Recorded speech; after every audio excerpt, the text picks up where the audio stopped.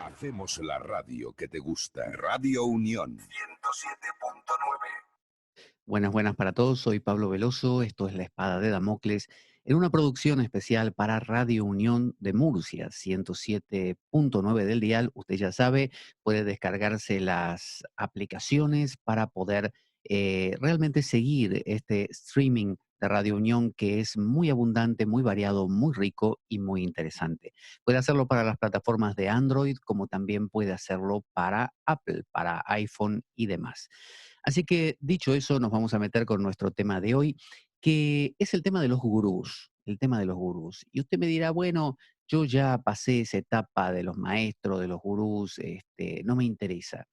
Sin embargo, todos nosotros tenemos en el fondo de nuestra mente, por alguna razón que exploraremos a lo largo del programa, esa sensación de que la verdad se nos esconde, de que la verdad de nuestra paz interior, la verdad de la resolución de nuestros dilemas, de nuestros miedos, está ahí, a la vuelta de la esquina, y quizá hay algún maestro que puede ser aquel que nos revele esa verdad. Para algunos será el sacerdote de la esquina, para otros será el maestro de escuela inclusive, ¿no? Que sabe más que nosotros. Para otros será el psicólogo, el terapeuta.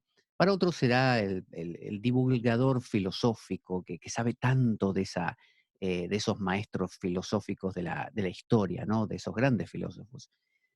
Para otros será el gurú oriental, el clásico, ¿no? El del turbante, el que forma una escuela de prácticas y que te da la técnica salvadora con el mantra único que no se lo dieron a nadie y te lo dan a vos. Así que nos vamos a meter con eso. Vamos a ver un poco qué tiene para contarnos este mundo de los gurús. Y vamos a recorrer, vamos a hacer de cuenta que vamos ahí tipo por el supermercado espiritual, y así como usted cuando va al supermercado elige, no sé, agarrar o coger una bolsa de patatas fritas, o por otro lado, no sé, un sachet de leche, un cartón de leche. Bueno, de la misma manera, uno a veces elige a sus maestros. Así que vamos a ver, primero que todo, yo tengo aquí unas notas para poder seguir un hilo conductor. ¿Qué es un maestro espiritual? ¿No? ¿Qué tiene que tener alguien para que sea maestro espiritual y no que sea, por ejemplo, su vecino nada más, ¿no? Entonces, habrá quien diga, bueno, para mí el maestro espiritual tiene que tener algunas cualidades únicas. Por ejemplo, tiene que poder flotar sobre el suelo sin tocarlo, eso ya de entrada. Y bueno, además tiene que tener la capacidad de ver el futuro, de detectar tu aura y saber si estás enfermo de algo y decírtelo, y además conocer todos tus pensamientos. Aunque le parezca extraño, esta manera de abordar la cosa es habitual. Tenemos la sensación cuando nos encontramos con algún gurú. Y no me refiero a veces a gurú orientales, a veces hay gurús occidentales, ¿no? En América, en Europa, que se posicionan desde ese lenguaje que todos conocemos, o se erigen a sí mismos en aquellos que son capaces de resolver los misterios de la humanidad. Entonces, ¿para qué los necesitamos? Bueno, probablemente los necesitamos porque nuestra vida se ha vuelto una vida carente de sentido. Es decir, a partir de toda la revolución industrial, a partir también de la ilustración, ¿no? Que ha ocurrido en la historia de la humanidad, y nos hemos volcado a la ciencia, nos hemos volcado a la investigación. em, Llega un punto que somos grandes compradores de cosas, somos grandes consumidores, pero de cosas, de cosas. Y el ser humano, como también lo decía Kant, el filósofo Kant alemán, él decía que, o bueno, prusiano, mejor dicho, ¿no? Porque todavía no existía Alemania. Él decía que todo ser humano tiene la intuición de que hay algo más allá. No lo puede tocar, no lo puede demostrar, no lo puede palpar, pero está ahí. Entonces, ¿para qué necesitamos estos gurús? Bueno, son aquellas personas que aparecen en nuestra vida, así de un día para el otro, y que nos cuentan o nos proponen una manera de conectarnos con aquello otro que se nos queda fuera. Nosotros tenemos una semana donde de 8 a 4 vamos a la oficina, después volvemos, no sé, estamos con los niños y hacemos algún deporte, pero todo eso nos resulta muy plano, muy chato. Entonces, de repente ponemos un video de YouTube y aparece el gurú de turno, o bien vamos a la iglesia tal, evangélica o católica, y está el sacerdote que parece hablarnos de otro mundo. Nos habla del mundo que Platón llamaría el mundo de las ideas, ¿no? La metafísica. Entonces, parecen saber estos gurús más que nosotros de eso. Nosotros podemos saber mucho de comprar y vender coches y de hacer negocios y hacer dinero, pero ellos parecen saber de eso otro. Entonces, como que nos da una necesidad, unas ganas de realmente querer nosotros también entrar en esa posibilidad, en ese mundo. Entonces, la pregunta es, ¿para qué, ¿para qué son necesarios? Bueno, para abrirnos la puerta justamente a esa dimensión. Así que el maestro resulta ser como un arquetipo, resulta ser como algo que ya está presupuesto dentro de nuestra estructura. El ser humano siempre, así como el cervatillo que empieza a mirar a su madre como el referente, ¿no? Como la que lo va a guiar, pero inmediatamente, o el líder de la manada. Bueno, el ser humano tiene ese arquetipo de líder, ¿no? Ese arquetipo de aquel que le va a dirigir en alguna dirección. Y en este caso es la dirección de lo profundo. Entonces, siempre buscamos que tengan algunos elementos que nos lleven en esas direcciones. Así que hay maestros míticos, ¿no? Son esos maestros que como uno no los conoció en persona, le parece que son fantásticos. Entonces, por ejemplo, uno dice Jesús, ¿no? Entonces, de repente, Sí, Jesús es increíble. El tipo nunca estornudaba, por ejemplo. Nunca estornudaba, nunca tosía, nunca le daba gripe, nunca estaba cansado. Él siempre tenía energía, buena onda, era un tipo amigable. es decir, tenemos esa fantasía.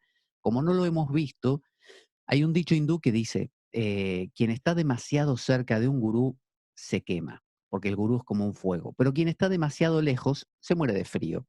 Entonces, se trata de buscar ese equilibrio entre cerca y lejos. Cuando los gurús están demasiado lejos, como pasa con Jesús, Buda, Pitágoras, Heráclito de Éfeso, Heráclito el Oscuro, el que escribió esos aforismos tan cortos, Chaitanya Mahaprabhu, por ejemplo, que se suponía que estaba todo el día cantando Hare Krishna y rodeado de sus discípulos y en éxtasis constantemente, y uno piensa, esta gente no directamente es de otro planeta, ¿no? Por eso mucha gente suele decir, por ejemplo, sí, yo soy falible y me equivoco y obviamente no puedo perdonar porque no soy Jesús. Jesús claramente hubiera perdonado. Jesús era Jesús, ¿viste?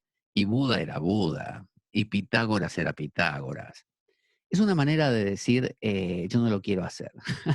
No me quiero tomar el trabajo de hacerlo. Entonces, ellos sí lo hacían porque eran grandes, yo soy un inútil, no lo puedo hacer. Así que ahí postulamos a los gurús míticos. Y de hecho a veces los contrastamos con los de ahora y decimos ese tipo de cosas como por ejemplo, sí, el sacerdote de la esquina no se compara con Jesús, porque Jesús, era una cosa, y te digo más, Pedro o Pablo, los apóstoles, o Santiago, eran pero de otro planeta también, no como el párroco de la esquina que el otro día me dijo, no sabés. Bueno, hay esa especie de comparación entre lo lejano y mitificado y pedestalizado y lo cercano y falible. Claro, uno convive con el párroco y ve que el párroco hoy se levantó de mala, como dicen aquí, de mala hostia, ¿no? Literalmente. Mientras que a Jesús uno nunca lo ve de mala hostia, lo ve siempre feliz, o sea, siempre metido ahí en su tema, porque es una narrativa y no va a dar más que eso. Entonces, le vamos agregando a lo largo de la historia capas y capas y nos parece que el Buda era una cosa como increíble, magnífico, ¿no? Algo incomparable. Em, Luego, hay que entender también el uso de este contacto con lo metafísico. A veces confundimos, por ejemplo, temas como la meditación y pensamos que la meditación tiene que ser una dieta. La dieta es lo que uno hace a lo largo de la vida. Por ejemplo, tengo dieta vegetariana, tengo dieta ovo-lacto vegetariana, carnívora, vegana o lo que fuera, y la llevo toda la vida. Pero en realidad nosotros podemos aprender a usar cosas como medicina. que es lo más lógico, ¿no? Yo, si soy vegetariano por definición y me empieza a faltar un mineral que está en la carne, soy un tonto si no como carne y me empiezo a enfermar por no incluir eso. Es decir, predefinir algo como una constante, ¿no? El famoso ismo, el cristianismo, el vegetarianismo, el comunismo, y no un uso oportuno de cada cosa puede ser un problema. Entonces, si yo utilizo como medicina, imagínense que yo me levanto por la mañana y digo, estoy tan cargado de cosas que esta mañana necesito un poco de actitud budista, ¿no? Vaciar. Y por la tarde estoy tan vacío ya que digo, bueno, ahora necesito a la noche un poquito que algo me abrace, ¿no? Que me dé un poco de cariño. Y digo, por ejemplo, Vos sabés que necesito un poco de cristianismo, ¿viste? Y un cristianismo así de todos juntos, o Hare Krishna, ¿viste? Todos abrazados cantando. entonces, cuando uno empieza a utilizar la espiritualidad como una medicina, uno tiene como una especie de botiquín y apela a lo que necesita en cada momento. En épocas antiguas esto no pasaba, obviamente, porque si yo nacía en una parte del mundo, esa era la práctica que había y ninguna otra. Eso lógicamente era así.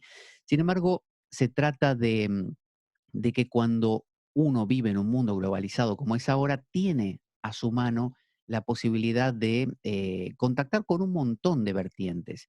Y esas vertientes pueden serte útiles. Hay gente que se esclaviza con un gurú, que ahora veremos ese tema de los gurús, y dice no, por ejemplo, dice, Mi gurú, por ejemplo, te cuento, mi gurú se llama Ananda. ¿cómo se llama?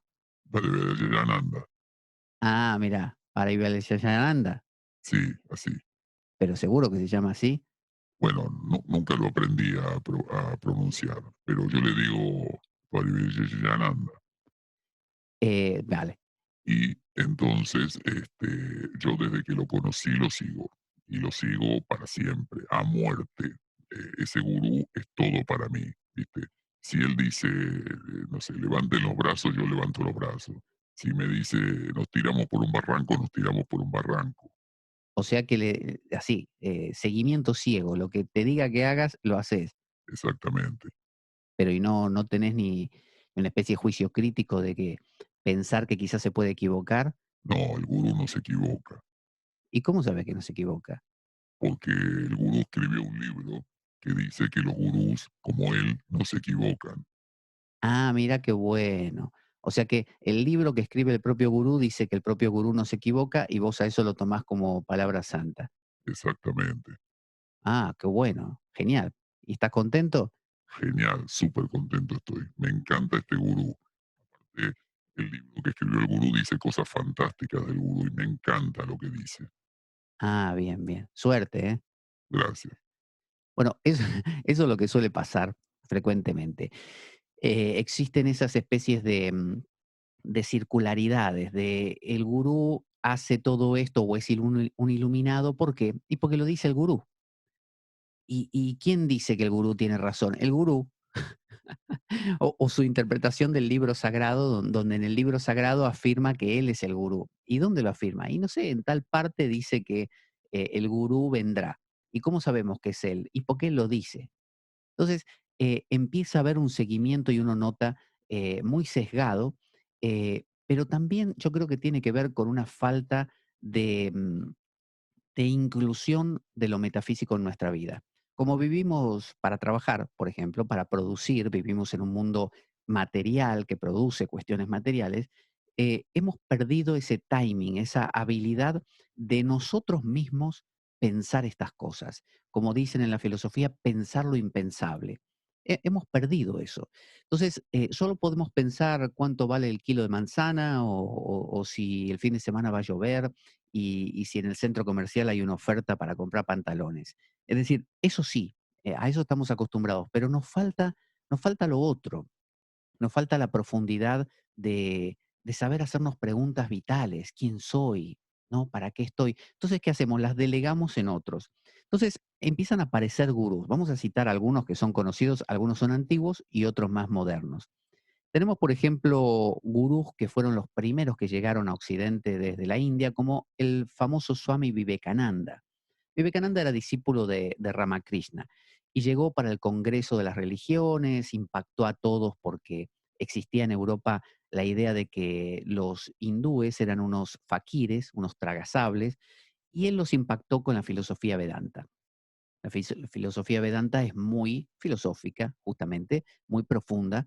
El pensamiento hindú o indio es muy profundo, quizás hasta más que la filosofía occidental.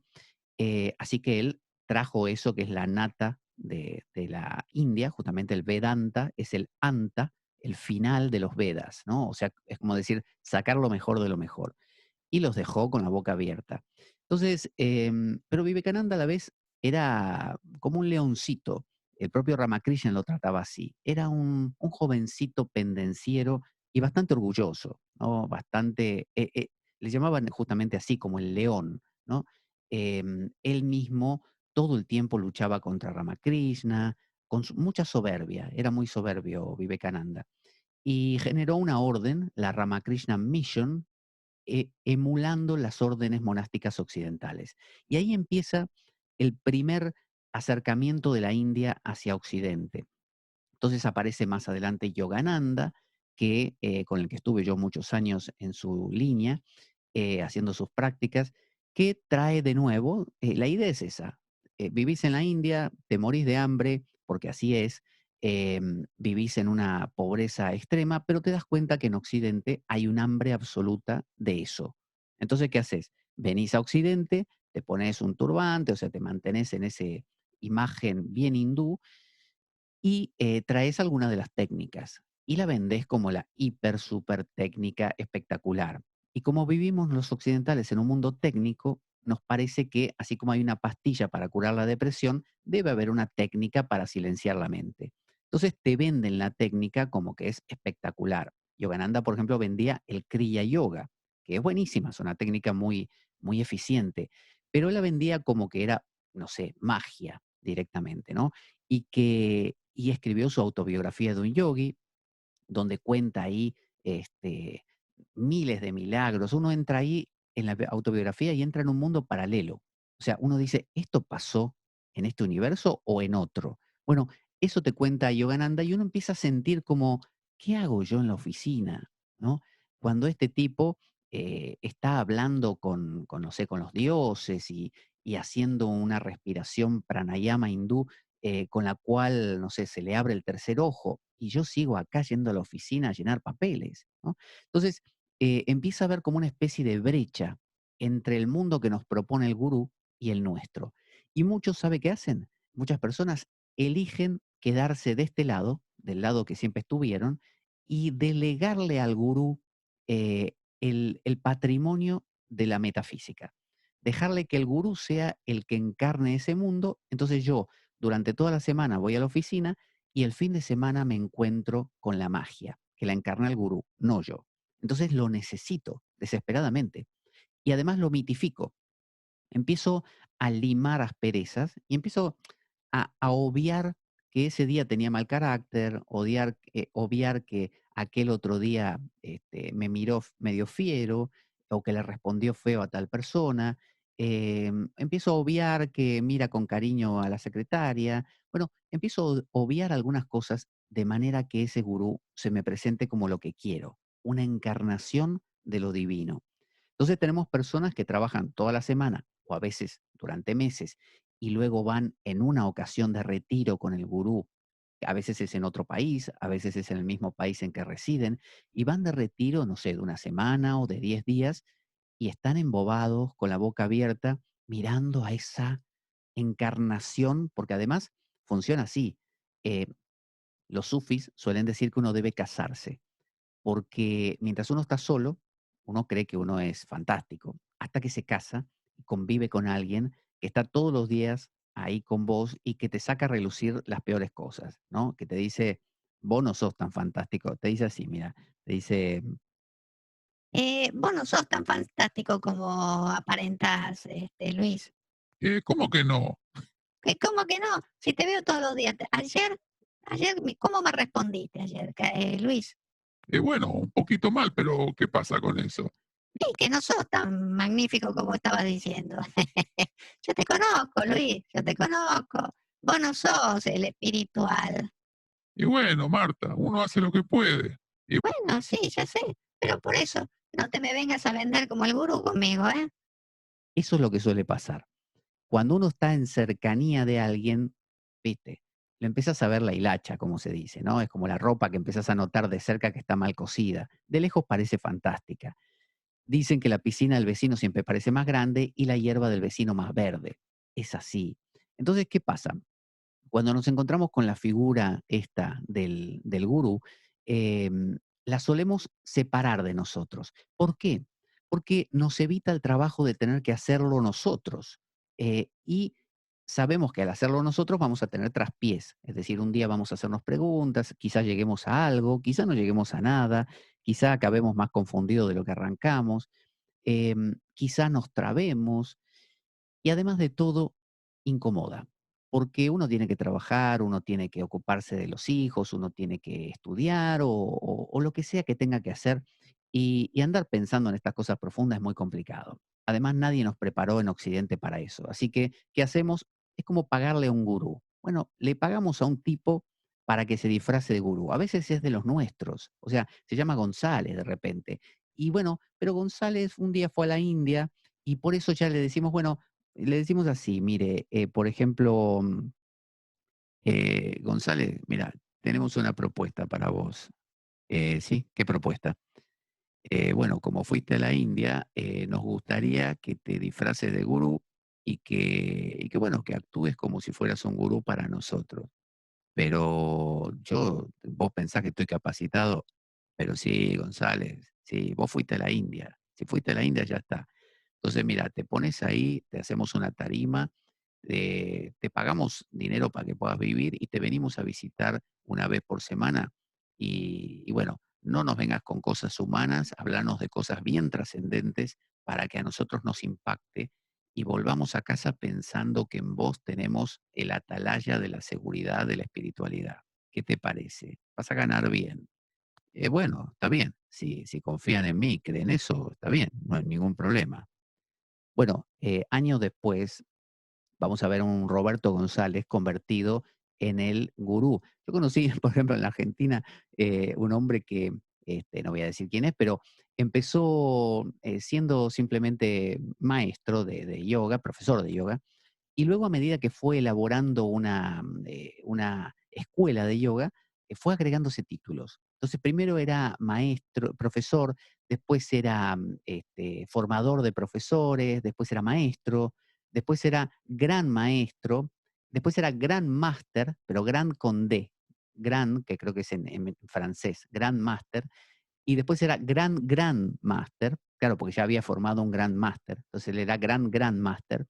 Después era Swami, después pasó a ser Swami, y después pasó a ser directamente como básicamente un avatar, una cosa así.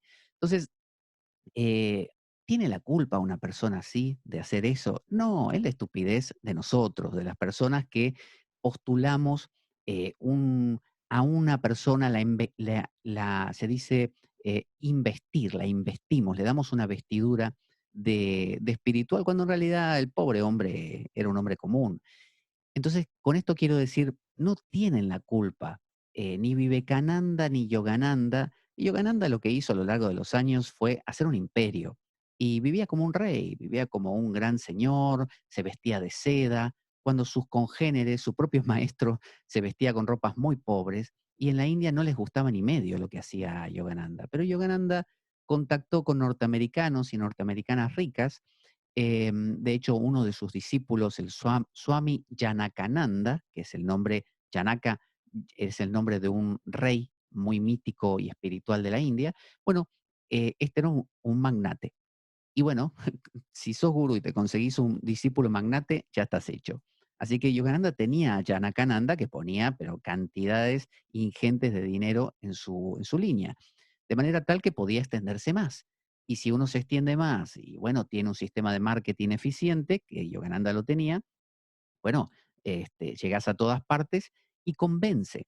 porque lamentablemente los seres humanos funcionamos así. Fíjese, si yo veo a alguien que dice ser gurú y tiene 2 discípulos, yo digo así, por ejemplo, No me interesa, tiene 2 discípulos, para mí que no es bueno.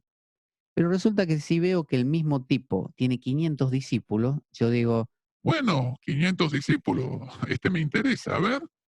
y en poco tiempo estoy metido en su orden.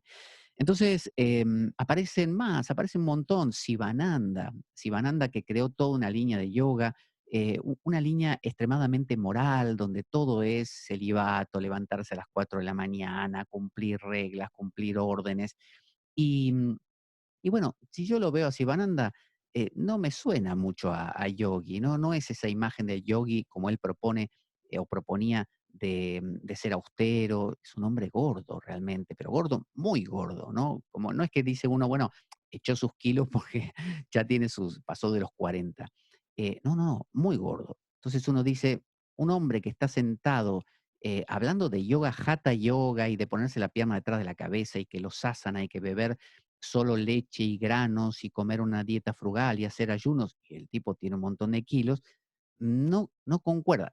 Puede ser un tema de tiroides, ¿eh? Puede que me equivoque y el tipo tenía un desfasaje de tiroides, es entendible. Pero bueno, a mí me resulta un poquito extraño. Además, se genera como una casta de swamis y yo lo he vivido. Viene el swami, ¿no? Aparece la gente y te dice, Viene el Swami para Balananda, a nuestra ciudad. ¡Qué honor! Vamos a organizarle todo para que venga. ¿Cómo le va, Swami? ¿Está bien? ¿Está todo bien? ¿Necesita algo? No, no, está perfecto. Solo que quiero un asiento un poquito más grande, con unas flores y unas luces que me apunten directo a mí. Y dos tipos que me abaniquen, y quiero que caigan pétalos del cielo cuando yo hable. ¿Se puede ser eso? Sí, Swami, lo que usted desee. ¿Necesita algo más? Bueno, una secretaria. Si puede ser bonita, mejor, ¿eh? bueno, empieza a ocurrir ese tipo de cosas. Yo conocí un hombre que aquí en España que traía lamas, ¿no? Traía lamas porque a él le gusta el budismo tibetano y a él le chocaba mucho que los lamas tuvieran una actitud muy como pretenciosa, así muy como despótica, em, muy de que cuando querían algo, él decía, estiraban el labio inferior, no sé, el que lo vea en video lo va a ver, pero si no, no se va a notar, hacían así como con el labio, extendían el labio de abajo hacia adelante en punta para señalar que quería que le alcanzara, no sé, agua. O sea, ni siquiera pedían, ¿me puede dar un poco de agua? No, hacían con el labio así como un gesto despectivo, como un rey que ni mueve la mano. Y a él eso le chocaba, ¿no? Entonces, ¿cómo deificamos a los maestros? Fíjese, vamos a profundizar en algunos y dejamos para una segunda parte también otros, porque no vamos a alcanzar con todos, ¿no? Entonces, fíjese, Vivekananda que crea su gran línea de Ramakrishna Mission, lo pone al pobre Ramakrishna que pobre no tenía nada que comer, le faltaban dientes, estaba hecho polvo, era ultra pobre Ramakrishna, mientras que Vivekananda no. Vivekananda vivía en un mundo realmente abundante. El mundo occidental, ese es el deslumbramiento del oriental con lo occidental, como pasa con muchos hindúes e inclusive árabes que van al Reino Unido a estudiar con una beca, por ejemplo, como justamente Inglaterra fue colonia o sea, la India fue colonia de Inglaterra en su momento. em, Muchos hindúes van ahí, muchos sikhs también van ahí. ¿Y qué pasa?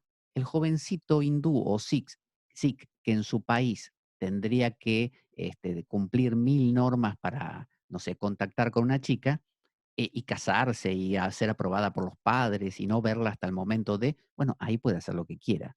Entonces, Occidente es el paraíso para estos gurús. Viene el gurú oriental que no puede tener contacto con una mujer ni por chiste en su país y aquí es Dios. O sea, de un día para el otro, por el hecho de decir soy hindú, por ejemplo, o soy sufi, soy árabe, perdón, musulmán, eh, pero musulmán del sufí, ¿eh? No, el musulmán común no tiene tanta buena recepción, pero el sufí sí.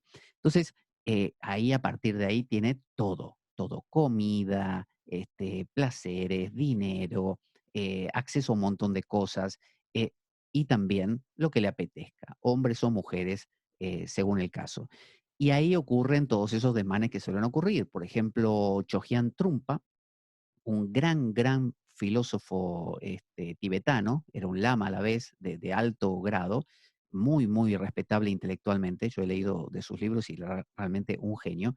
Bueno, el tipo alcohólico, y en el Reino Unido se dio contra un poste con su coche, y sin embargo era gurú de un montón de gente y a su vez tenía escapadas con sus secretarias y con muchas de sus discípulas. Es decir, em, ¿uno culparía a Chogyam Trungpa o a Vivekananda o a Yogananda? No, no. Es como de culpar a un presidente por ser un dictador. No sé, ¿uno culparía a Fidel Castro o a Hitler? No, si fuiste tan estúpido de abonar su terreno, y bueno, como dicen, al que le gusta el durazno que se banque la pelusa. Eso quiere decir, si te gusta el melocotón, aguantate que tenga pelusa, ¿no? Entonces, las dos cosas vienen juntas. Entonces, si te gusta darle poder a alguien, después no te quejes. Entonces, estos gurús, cuando vienen, se deslumbran, uno les da por esa razón, porque uno quiere que estén ahí y jueguen un rol que uno no tiene ganas de jugar. Uno les dice, por favor, sé la encarnación de Buda para mí, porque yo no quiero serlo. Yo quiero dedicarme a juntar dinero, a trabajar y a hacer mis cosas y a disfrutar de lo mío. Y quiero venir de vez en cuando acá con vos y que vos me representes esto para que yo no tenga que hacerlo. Uno se preguntará, además de que es difícil, ¿por qué otra razón? Bueno, porque si yo realmente me convierto en lo que ese gurú supuestamente es, yo no voy a poder después ir al cine, al centro comercial o hacer las cosas que hago. En cambio, si él lo es, yo voy a ser como el pecador, el que, bueno, tengo el permiso de, porque soy el mundano, y él es el espiritual, al nivel al cual yo nunca voy a llegar, por suerte, que siga haciéndolo él. Así tenemos entonces, como digo, Sivananda, que te genera unos libros que uno lee y lee y lee, y lo único que encuentra es esto de levantarte al Brahma Muhurta, que es a las 4:30 de la mañana, hacer 800 saludos al sol, hacer no sé cuántos asana, no comer, el ayuno, el celibato. Y uno dice, ¿para qué? Se pregunta, ¿tiene sentido todo esto? Si uno lee los libros del yoga, en este caso del Hatha Yoga, como el Hatha Yoga Pradipika, el Heranda Samhita, el Shiva Samhita, el Goraksha Yataka, va a descubrir que el tantrismo no va por ese lado, no va por esa restricción ciega que suena a moralina. Uno lee Sivananda y lo único que encuentra es sé bueno, sé puro, pórtate bien. Son todos como aforismos. No tengas gasto sexual, no derrames tu semen, consérvalo, haz ayuno, levántate temprano. No hay una especie de intelección del porqué de todo eso. Y si uno estudia el tantrismo, sí lo encuentra. Y el yoga es tántrico, obviamente. De la misma manera aparecen gurús como Muktananda, con su famoso mantra Om Namah Shivaya, Muktananda, que pertenece al shivaísmo, a esa línea que toca mucho el tricá también, el shaivismo de Cachemira, donde aparecen mantras como el Hamsa, ¿no? de Muktananda y el Om Namah Shivaya, y, y luego pasa lo mismo, Muktananda, Nityananda, una gurú, Gurumai, una gurú femenina, em, empiezan a aparecer problemas. Nityananda creo fue el que tuvo problemas sexuales, ¿no? Con sus discípulos, discípulas. Muktananda también fue controvertido en ese sentido. Su aspecto, hay algunos gurús que los ven del aspecto. O sea, hay algunos gurús que uno los ve y ya con verlos se espanta. Pero hay gente que no lo nota y ve esos gurús y le parecen fantásticos. ¿Por qué? Porque va viendo un efecto como Philip Zimbardo, el que habla del efecto Lucifer, que hemos citado varias veces, que hizo un experimento en la Universidad de Stanford y que dio origen a dos películas, una alemana y una norteamericana, llamadas El Experimento, la norteamericana con el protagonista del actor del pianista, y que no me puedo acordar nunca el nombre, y otro actor que trabaja también afroamericano, genial. Entonces, ¿cómo ocurre? Bueno, poco a poco. Uno va entrando, por ejemplo, yo cuando me uní a las agrupaciones de Sai Baba era un gurú que apareció en la India, extremadamente feo, feo, pero como la gran siete, feo. un pelo afro, o sea, feo a nuestros cánones. Quizá el hindú lo ve como normal, pero aún dentro de lo hindú tenía una cara fea. O sea, hasta los propios devotos al principio decían, me choca un poco el aspecto. Bueno, un pelo afro, un rostro muy grande, un hombre no muy alto, bajito, pero con una cabeza muy grande, así tipo elefante, y con un rostro feo, ¿no? Una cara muy como, no sé, fea. Y, y bueno, al principio te choca, pero poco a poco uno se va habituando y llega un punto que a mí me pasó que ya lo había tomado como lo que se suponía que era el avatar. Él decía, yo soy Dios. O sea, no decía, por ejemplo, yo soy una encarnación nada más. No, no decía eso. El tipo venía y te decía, yo soy el avatar, pero no cualquier avatar. Yo soy el Purna avatar. Yo soy Dios completo. Ha habido otros avatares que tenían encarnaciones parciales, pero yo soy la totalidad. Yo soy Dios entero. Y el tipo lo que hacía era milagros, se suponía, ¿no? Salía todos los días a caminar ahí en Puttaparthi donde vivía y movía la mano en el aire con toda la gente sentada en el suelo, el tipo salía 2 o 3 veces por día e iba caminando entre la gente e iba sacando del aire, revoleaba la mano un poquito y sacaba o bien ceniza, llamada vibhuti, y la disolvía, o sea, hacía un movimiento con los dedos y caía ceniza en las manos de los devotos que estaban abajo, abajo mirando, 800.000 ojos. Y también hacía ese mismo gesto y a veces hacía aparecer relojes Rolex, hasta con número de fabricación, y cadenas de oro, y anillos de oro, y se los daba a sus devotos. Y iba recogiendo sus cartas a cambio. Entonces, bueno, a lo largo del tiempo hubo mucha gente que demostró cómo con prestidigitación se puede hacer eso mismo de manera muy simple. Em, pero él decía que esta prestidigitación era su carta de presentación, que no era lo importante, que él lo hacía para impactarte y que entres por eso y después veas su mensaje. Pero él se proponía no como alguien que comprendió cosas, no, no, como Dios, como Dios. Era un chico común, que un día lo picó un escorpión, supuestamente, parecía que se había enfermado y de ahí dijo, yo soy Sai Baba, ¿no? El sucesor de otro Sai Baba anterior, llamado Sai Baba de Shirdi, nada que ver con él, otra manera de ser, y él ahora era la continuación, Satya Sai Baba. Y que luego de él, cuando él desapareciese, y que iba a desaparecer en cierta fecha, en cierto momento, iba a venir otro llamado Prema Sai Baba que iba a cerrar el ciclo. Bueno, le cuento que no murió cuando dijo que iba a morir, sino que murió antes. Y el Prema Sai Baba no ha aparecido. Él dijo que inmediatamente, igual que Cristo con la parucía, no apareció. Así que no tenemos el Sai Baba supuestamente que iba a aparecer. Y bueno, Sai Baba creó un movimiento brutal. En todas partes había centros Sai Baba. Yo iba a cantar Vajans con el armonio, este, y toda la gente lo tomaba como Dios. Es decir, te saludaban y te decían Sai Ram, y sí, hoy me levanté por la mañana, decían así, por ejemplo, Hoy me levanté por la mañana con la bendición de Sai y miré por la ventana y yo sentía que Sai me decía que así te hablaban, ¿no? Todo el tiempo. Y uno decía para sus adentros, bueno, está bien, sí, sí, Martita, genial.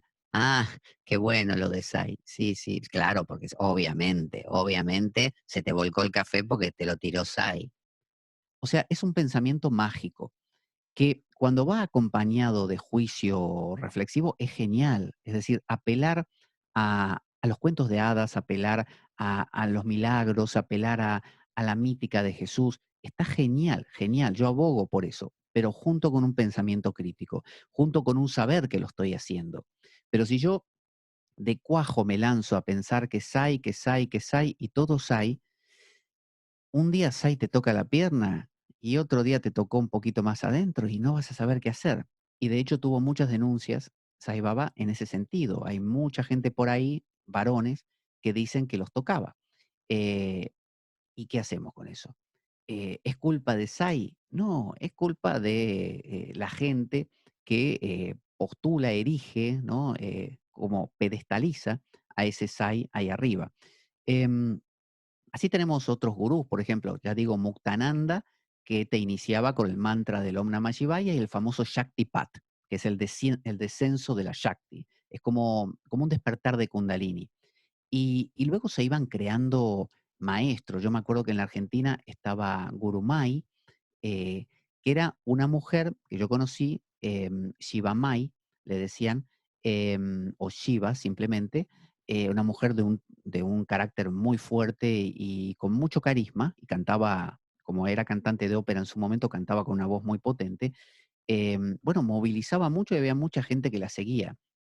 Y, pero en realidad después me enteré que la Gurumay de los Estados Unidos, que es de la línea Muktananda, no reconocían a esta otra Gurumay llamada Shivamai, sino que era como herética, que en el fondo no importa, pero quiero decir, había esas cosas que pasaban de fondo. Yo mismo cuando estudié el profesorado de yoga, empecé a estudiándolo en la Asociación de Yoga Integral con un profesor que fue destituido al mes por a este otro que yo decía que cada vez se ponía más títulos. Y un mes después fue restituido y el curso costaba más barato encima. Entonces ahí me di cuenta que las cosas no eran tan transparentes como se decía. Entonces fijémonos cómo la figura del gurú no es ultraterrena. Mi amigo Jorge Sinatra, con quien hemos hecho muchos programas, me decía así con su voz grave. Si el gurú cualquiera, el que me pongas, y yo nos desnudamos los dos, somos iguales. Claro, él decía, claro, cuando el gurú se pone todos los atavíos, ¿no? Y toda la pompa, parece espectacular. Y no digo solo gurús hindúes, ¿eh? Aquí tenemos muchos maestros que se van erigiendo. Aquí tenemos dentro de lo que es el Advaita Vedanta, tenemos a Consuelo Martín, tenemos a Pedro Rodea. Son gente que va agrupando a otros y hay otros más, muchísimos, ¿no?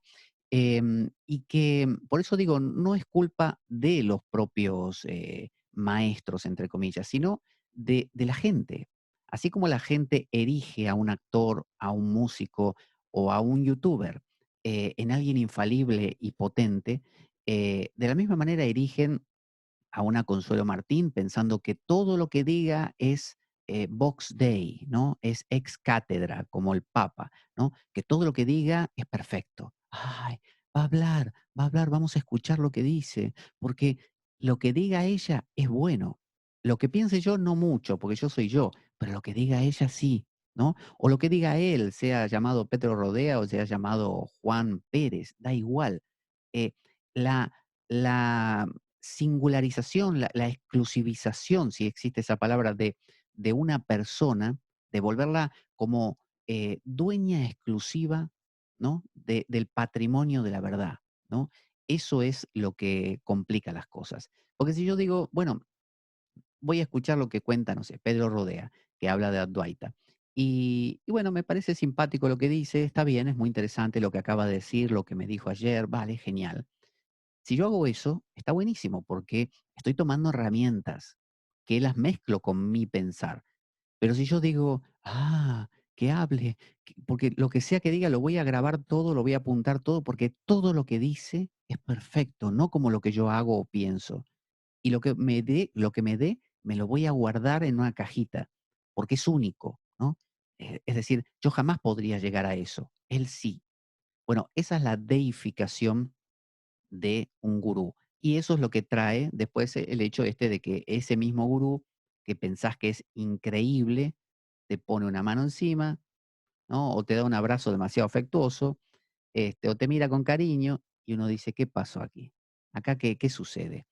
Entonces, vemos como no se trata solo de gurús hindúes, es una dinámica, por eso lo planteo como el arquetipo del gurú, donde lo hacemos con distintas personalidades, distintas personas.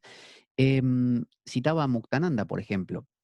Me acuerdo cuando una vez estaba de novio con una chica y fuimos a una reunión que organizaba un señor llamado el señor Picard, Picás, no me acuerdo cómo era el apellido, ¿no? Así le decían, señor Picard, Picás. Y, y resulta que fuimos ahí, él habló, tenía una voz así, así. Yo soy el señor Picasso. Y hablaba de, bueno, de esto, de la meditación, del Om Namah Shivaya, porque esta señora Shiva era su esposa y había muerto de cáncer de páncreas. Y bueno, entonces él siguió con la fundación y daba esa charla de, claro, de cosas etéricas, la meditación. Entonces cuando terminó y estábamos juntando todo, la chica que estaba conmigo se acerca a él y le pregunta así, conmigo al lado, ¿no? Le dice ella, Eh, ¿Quién es el señor Picard? como diciéndole, ¿quién eres? Y él le respondió, conmigo al lado, ¿eh? Soy tu admirador. Fíjese, ¿no? La ruptura. Yo en ese momento dije, ¿qué es esto? ¿Qué es esto? ¿Cómo que soy tu admirador? O sea, ni siquiera hay fíjese hasta qué punto llega, no hay ese prurito de decir, voy a esperar un momento donde yo esté a solas con esta persona. No le importó. O sea, si yo en ese momento se me ocurría, no sé, yo era escritor de artículos en un periódico y se me ocurría publicar eso, el tipo se hundía, pero no le importó porque vive en una embriaguez donde se lo enaltece en una posición intocable. Entonces, tiene el permiso de hacer lo que quiera porque todo lo que haga va a estar respaldado por una ideología. Entonces, si el gurú te tocó la entrepierna, te está bendiciendo. ¿Cuántas personas no dicen nada porque eso es lo que piensan? Por algo lo está haciendo. Este gurú me está tocando, pero debe ser un toque ultraterreno, no debe ser que no, pues cómo me va a estar tocando porque me quiere tocar. No, debe ser que está activándome los chakras, ¿no? Eh, qué sé yo. Cada uno sabrá lo, lo que quiera, pero a mí me parece eso bastante grotesco, ridículo y muy penoso, muy penoso. Em, yo he contado otros abusos también de autoridad que he visto, por ejemplo, con los Hare Krishna, una madre, así se le llama, que tenía una majata, una organización de Hare Krishnas en las casas, que pasó una situación similar, pero en este caso no de sexualidad, sino de abuso de poder. No la voy a contar de nuevo porque es medio larga. Em, Hablando de los Hare Krishna, otro maestro es Srila Prabhupada. Srila Prabhupada es de los gurús que no le podés cuestionar nada, porque es un tipo, llegó, por ejemplo, a Norteamérica no me acuerdo si fue a los 75 años. O sea, fíjese lo que le estoy diciendo. Y tuvo en el viaje como 4 ataques al corazón, más o menos, de verdad, ¿eh? Eso cita en su biografía, autobiografía. Em, Porque él estaba en la India, conoció a un gurú, al gurú de él, un gurú que lo vio 5 minutos, ¿eh? O sea, no es el gurú que te acompaña toda tu vida. 5 minutos. Por eso te impacta, porque lo conoces 5 minutos. Y, y el gurú le dijo, entre otras cosas, le dijo, tú tendrías que ir a predicar a Occidente. Y él se lo tomó en serio, nunca más lo vio, ¿eh? Ahí terminó su relación. ¿Qué hizo? Empezó a juntar dinero en colectas para poder viajar a Occidente. Y, y el colmo, porque un poco el tema de la esposa lo tiraba para atrás, porque él decía, bueno, ¿qué hago con mi esposa? ¿Cómo hago para viajar los dos? Entonces, un día vuelve a su casa y busca el Bhagavad Gita, que es como la Biblia para el hindú, y le pregunta a la esposa, le dice, eh, Eh, no, ahí le dice, se me mezcló todo, le dice, Martita, ¿dónde está el Bhagavad Gita? Ah, el Bhagavad Gita. Sí, el Bhagavad Gita, ¿dónde lo tenés? ¿Dónde lo pusiste en otro sitio? No, lo vendí. ¿Qué? Lo vendí. Y sí, porque vinieron unas amigas y quería tomar el té y no teníamos masitas, viste, galletitas. Así que lo vendí para comprar galletitas. No te puedo creer, es una broma, ¿no es cierto? No, no es una broma, te digo de verdad. bueno, ahí se acabó la relación de Prabhupada con su esposa. De verdad, le vendió el Bhagavad Gita. Es una locura. Es como que tenés la Biblia súper especial que lees todos los días y llegás a tu casa y tu esposa o tu marido, da igual, te vendió el libro para comprar, pero no sé, caramelos, ¿no? Una ridiculez. Encima para tomar el té, que era una cosa inglesa, y Prabhupada era hindú, y muy hindú. Así que bueno, fue un golpe y el tipo dijo, me voy a Occidente. Le costó montón juntar dinero, se la pasaba vendiendo libros por la calle para juntar el dinero, hasta que una mujer le donó un poco más y pudo, bueno, se subió a un barco y viajó, 4 ataques al corazón durante el viaje, 70 años, llevó un baúl con libros y hasta con semillas, porque él decía así. Si yo llego a Occidente y no hay vegetales, ¿qué como? Yo carne no como. Y esta gente come solo carne. Entonces el tipo se llevó semillas. Y bueno, cuando llegó a Occidente, empezó bueno, es una historia larga, pero lo que quiero decir es que en unos 4 o 5 años no vivió demasiado más. O sea, habrá llegado, no sé, a los 75 y habrá muerto a los 80 u 80 y algo. Pero en ese tiempo revolucionó todo. El tipo tenía una fuerza interior brutal, pero era más duro que un palo. O sea, era un tipo estructurado al máximo. O sea, moralista y estructurado a tope. Por eso uno ve los Hare Krishna y ve de nuevo muchos problemas sexuales, porque cuando la prescripción es hacete un nudo ahí abajo, en algún momento revienta, en algún momento explota. Entonces, es agradable, obviamente, vivir con un nudo ahí abajo porque te da una sensación como de pureza y de poder, eh, pero no dura, no dura. Lamentablemente, cuando no hay una inclusión del humano, la cosa termina siendo agua. Y bueno, de Prabhupada no se puede decir nada. El tipo era impecable, impecable.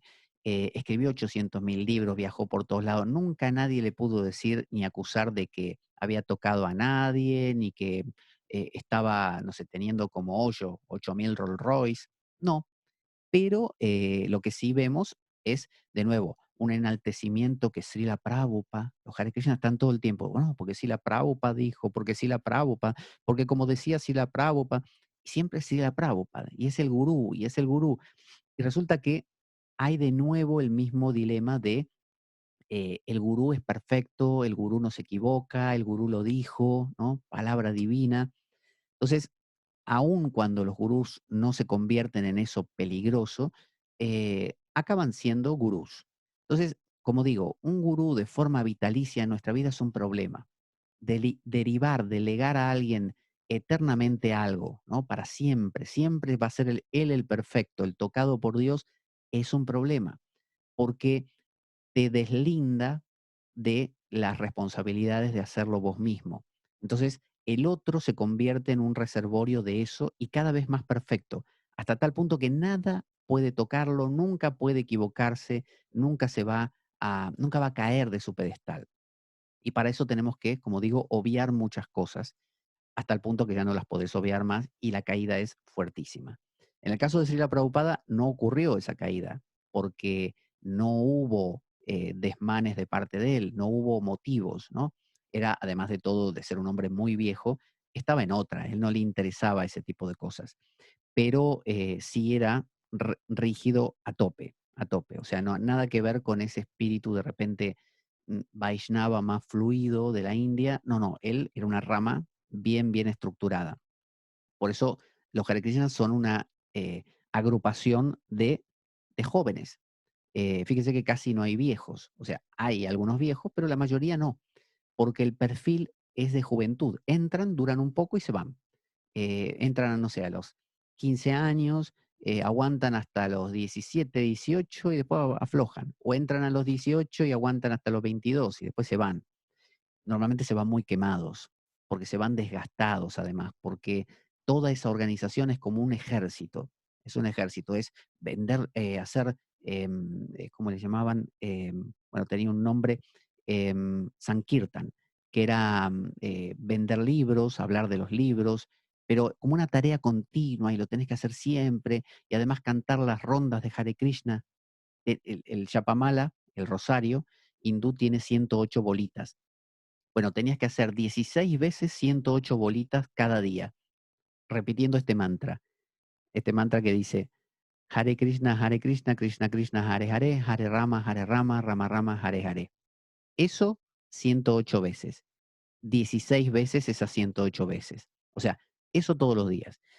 Entonces, y en voz alta, no lo podías hacer mentalmente, no era que ibas en el autobús y lo podías hacer, tenías que estar, digamos, en casa o caminando por ahí, pero en voz alta. Entonces, se producía como una especie de rigidización. Es ese gurú que te estructura toda tu vida y hay como una suerte de gestapo donde los demás discípulos están atentos a si cumplís las enseñanzas. Porque esto ocurre en casi todos los movimientos, pero cuanto más rígidos son, más está esto. Cuanto más puritanos son, ¿no? está esta cosa de que, por ejemplo, viene uno y dice, viste que me parece que el devoto Pablo ayer no hizo todas las rondas que tenía que hacer. No me digas, ¿cuántas hizo? Y me parece que hizo una menos. Oh, se lo vamos a decir al maestro, al superior. Y sí, por su bien, obviamente. Claramente, por su bien. No, no, nosotros nos duele hacer eso. Exactamente, nos duele un montón. Pero Lo vamos a hacer, se lo vamos a decir. exactamente, vamos a decírselo. Eso ocurre todo el tiempo. Que no está haciendo lo que tiene que hacer, que no está repartiendo los libros, que no está comprometido, este no es de los nuestros. Y empieza a haber como una especie de tensión de tu parte de que no estás haciendo lo que se supone que tenés que hacer, que no estás a la altura de las circunstancias, que algo está fallando. Entonces, fijémonos el estrés que causa. Entonces, sea Vivekananda con todo ese Ramakrishna, Ramakrishna era desde mi perspectiva, de nuevo, desde lejos, ¿no? El arquetipo Ramakrishna es fantástico. Yo no sé cómo sería estar al lado de Ramakrishna. Se me antoja que era un poco loco el tipo, pero desde lejos representa una entrega total a sus ideales. Y nunca nadie le pudo decir nada a Ramakrishna de que fuera falso o que fingiera nada. Em, Sin embargo, eh, cuando vemos a Vivekananda, vemos una occidentalización, una rigidización y siempre un basarse en la imagen del santo hindú intocable que nadie conoció, porque es la única manera de que se pueda vender esa idea. Porque si yo te vendo que yo soy la encarnación me tengo que comportar acorde y cuesta bastante. Pero si yo te digo que el verdadero gurú es uno que está en los Himalayas y que nadie vio nunca, solo yo, pero vos no lo viste, entonces hablamos todo el tiempo de él y yo en ese sentido tengo cierto permiso para humanizarme un poco, ¿no? Esa es una gran ventaja. Postular al gurú como el gurú y yo soy el vocero. Y como vocero, bueno, a veces puedo tener algún desliz. Vivekananda medio que se planteaba así. Planteaba a Ramakrishna como Dios, ¿no? Y a su esposa Sarada Devi, y él como el vocero de todo esto, y creó la Ramakrishna Mission, ¿no? Donde estaba, no sé, Sister Nivedita, así se llamaban, por ejemplo, Sister, ¿no? Las monjas, hermanas, Sister en inglés, como se le dice en el cristianismo.